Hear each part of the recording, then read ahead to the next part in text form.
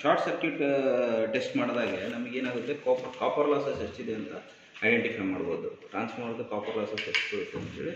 ಅದು copper losses core losses ನಮಗೆ ಗೊತ್ತಾಯಿತು ಅಂದರೆ ಎಫಿಷಿಯನ್ಸಿ ಆಫ್ ದಿ ಟ್ರಾನ್ಸ್ಫಾರ್ಮರ್ ಈಸಿಯಾಗಿ ಫೈಂಡ್ ಔಟ್ ಮಾಡ್ಬೋದು. ಎಫಿಷಿಯನ್ಸಿ ಆಫ್ ದಿ ಟ್ರಾನ್ಸ್ಫಾರ್ಮರ್ ಯಾವಾಗಲೂ ಅಬೋವ್ 90% ಇರುತ್ತೆ, ಯಾಕಂದರೆ ಇದು ಸ್ಟ್ಯಾಟಿಕ್ ಡಿವೈಸ್ ಅಲ್ಲ, ಹಾಗಾಗಿ we don't have much more losses ಜಾಸ್ತಿ ಇರೋದಿಲ್ಲ. ಆಮೇಲೆ ನಿಮಗೆ ಶಾರ್ಟ್ ಸರ್ಕ್ಯೂಟ್ ಮಾಡಬೇಕಾದ್ರೆ ಸೆಕೆಂಡ್ರಿ ಸೈಡ್ ಥಿಕ್ ವೈರಿಂದ ಶಾರ್ಟ್ ಮಾಡಬೇಕು, ಯಾಕಂದರೆ ಹೈ ಕರೆಂಟ್ ಪಾಸ್ ಆಗುತ್ತಲ್ಲ, ಥಿಕ್ ವೈರ್ ಬೇಕೇ ಬೇಕು. ಥಿನ್ ವೈರಿಂದ ಮಾಡಿದ್ರೆ ಮತ್ತೆ ವೈರು ಸುಟ್ಟೋಗೋ ಚಾನ್ಸಸ್ ಇರುತ್ತೆ. ಹಾಗಾಗಿ ನಾನು ಇಲ್ಲಿ ಏನು ಮಾಡಿದ್ದೀನಿ, ಸೆಕೆಂಡ್ರಿ ಸೈಡ್ ಥಿಕ್ ವೈರಿಂದ ಶಾರ್ಟ್ ಮಾಡಿದ್ದೀನಿ.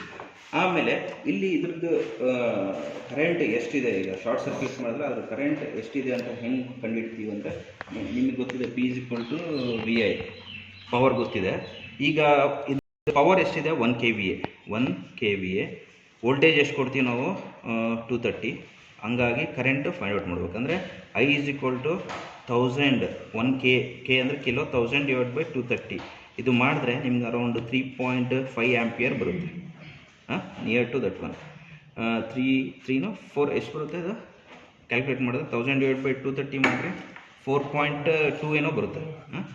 4.2 ಆಂಪಿಯರ್ ಬರುತ್ತೆ. ಆ 4.2 ಆಂಪಿಯರ್, ಯಾಕಂದರೆ ಈ ಕ್ಯಾಲ್ಕುಲೇಷನ್ ಭಾಳ ಇಂಪಾರ್ಟೆಂಟು.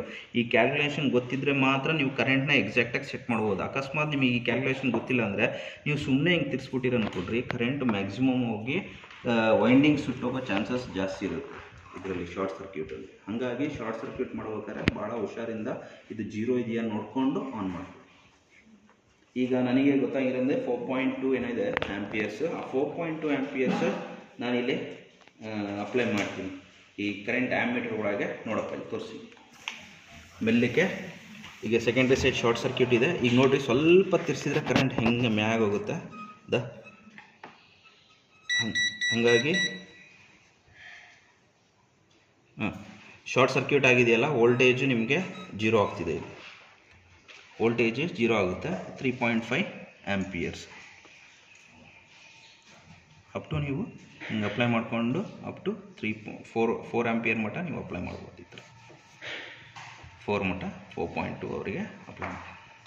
ಅರ್ಥ ಆಯ್ತಾ? ಇದು ಈ ಕರೆಂಟ್ನ ನೀವು ಮೆಜರ್ ಮಾಡ್ಕೊಳ್ರಿ. ಅದ್ರ ಜೊತೆ ನೀವು ವೋಲ್ಟೇಜ್ ಎಷ್ಟಿದೆ ಅಂತ 19 ಏನೋ ಇದೆ ಅದನ್ನು ಯೂಸ್ ಮಾಡಿಕೊಂಡು ನೀವು ಪವರ್ ಕ್ಯಾಲ್ಕುಲೇಟ್ ಮಾಡಿರಿ.